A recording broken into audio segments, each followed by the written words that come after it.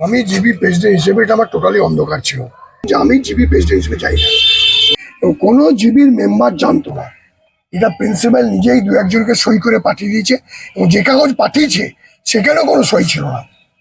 মানে আজ পর্যন্ত ওরা জানে যে হচ্ছে, এরাও জানে হয়ে আছে, আমি জানি কিভাবে হবে। আমি জিবি প্রেসিডেন্ট, আমি যাই না, সই হলো কি করে?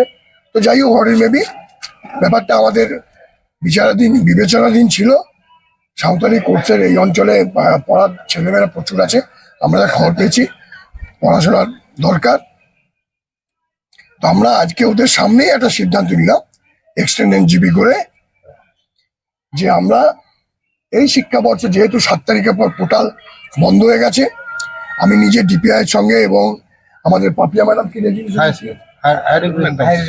হায়ার এডুকেশন কাউন্সিলের যিনি দায়িত্বে আছেন, পাপিয়া ম্যাডাম যিনি সই করাতে আগে ইন্সপেকশন এসেছিলেন, ওনার সঙ্গে আমি কথা বললাম। উনি বলছেন স্যার আপনারা পাঠিয়ে দিন একটা জিবির অনলাইন রেজুলেশন, যে আমরা সেলফ ফাইন্যান্স কোর্স আরো যেগুলো আছে সেই কোর্স এটা চালু করবো, এবং ইনফ্রাস্ট্রাকচার এবং teaching staff provide by us. এই মর্মে একটা আমরা পাঠালাম রেজুলেশন করে। আরেকটা আমরা বললাম যে আমরা আন্ডারটেক করছি যে সেলফ ফাইন্যান্স কোর্সে এবারে আমরা সাঁওতালি কোর্স চালু করতে চাই, আপনারা আমাদের পারমিশন দিন। ওইটা আমার দুর্ভাগ্য, আমি যাই না, কারো সয়ে রেজুলেশন যায়নি। তার যতদিন যে রেজুলেশন একটা ফলস রেজুলেশন হয়েছে, সেই কোনো মান্যতা নেই। চিঠি চাপাটি করা হচ্ছে, জিবি মেম্বাররা জানেন না, এটা হতে পারে? এটা ভাবা যায় 2017 সাল থেকে?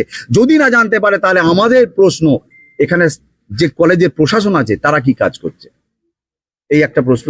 আর দ্বিতীয় প্রশ্ন হচ্ছে যে কলেজ রিক্রুটমেন্টের যে কথাবার্তা হচ্ছে, উইদাউট জিবির কোনো রকম ইনফরমেশন কোনো রিক্রুটমেন্ট হতে পারে? কোনো ইন্টারভিউ প্রক্রিয়া চলতে পারে? আপনারাই বলুন না। উনি বলছেন যে আমাকে না জানিয়েই এসব করা হয়েছে। তাহলে তার সম্পূর্ণ দোষ কলেজ কর্তৃপক্ষকে নিতে হবে। যদি তারা জিবি চেয়ারম্যানকে না বলে রাখেন, তার জন্য দায়ী আমরা নয়।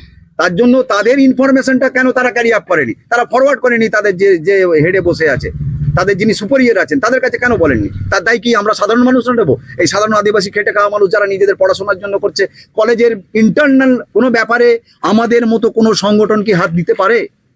আপনারা শুভবুদ্ধি সম্পন্ন মানুষ, বলুন না তারা কেন তাদের ইনফরমেশনটা তাদের হায়ার অথরিটিকে দেয়নি? আপনারা বলুন আমাদের। আমরা আমাদের দাবি নিয়ে অটুট থাকবো যতক্ষণ না আমাদের হাতে অ্যাপ্রুভাল লেটার আসছে। আমরা ততক্ষণ কিন্তু আমাদের এই যে শান্তিপূর্ণ অনশন মঞ্চ, এটা কিন্তু থাকবে, এটা চলবে। তাহলে কি প্রিন্সিপাল এই আগের আন্দোলনে যখন স্মারকলিপি দিলেন তখন বলে একে জানি কি হবে, তাহলে কি আপনাদেরকে মিথ্যে কথা বলছি?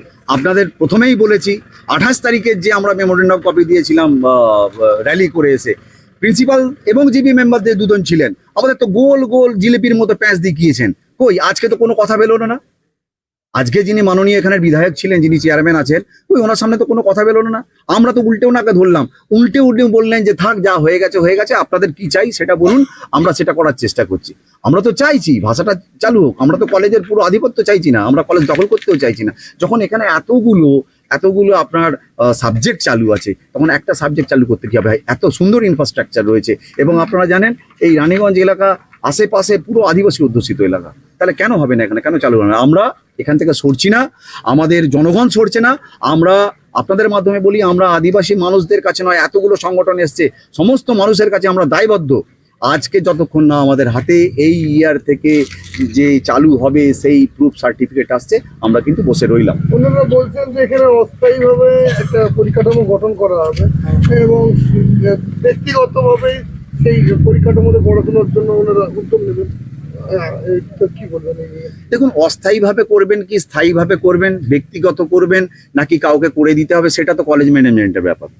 আমরা চাইছি যারা কোন ফান্ডের কথা বলছিলেন, ওনারা যেটা বলছিলেন সেলফ একটা, আমরা নিজেরাই মানে সেলফ ফাইন্যান্সের ব্যাপার, ছাত্রছাত্রীরা নিজেরাই পয়সা দিয়ে পড়বে। আমরা তো বারবার বলছি এখানকার ছাত্রছাত্রীদের সেই অবস্থা নেই, বা অর্থ সামাজিক পরিকাঠামো নেই আদিবাসী ফ্যামিলিতে যে প্রচুর টাকা দিয়ে একটা পড়াশোনার জায়গায় আসতে পারবে।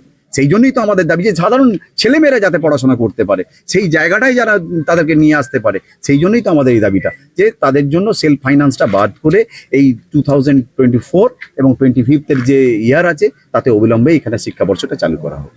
কি মনে হচ্ছে 1 বছর ধরে এরকম ভাবে ঝুলিয়ে রাখা হলো? কোথায় 1 বছর ধরে? আরো বেশি সময়। আপনারা তো জানেনই না, 2017 সাল থেকে চিঠি চলছে।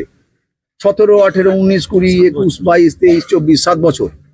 7 বছর ধরে চলছে, শুধু আদিবাসী মানুষ বলে মনে হয় এইটা আমরা এইভাবে উপকৃত হচ্ছি, জানি না অন্য কোনো কাস্টকে তো ডিমান্ডও করতে হয় না। আজকে লড়াই বলুন যাই বলুন, আমাদের ডিমান্ডের জন্য আমাদের রাস্তায় বসতে হচ্ছে।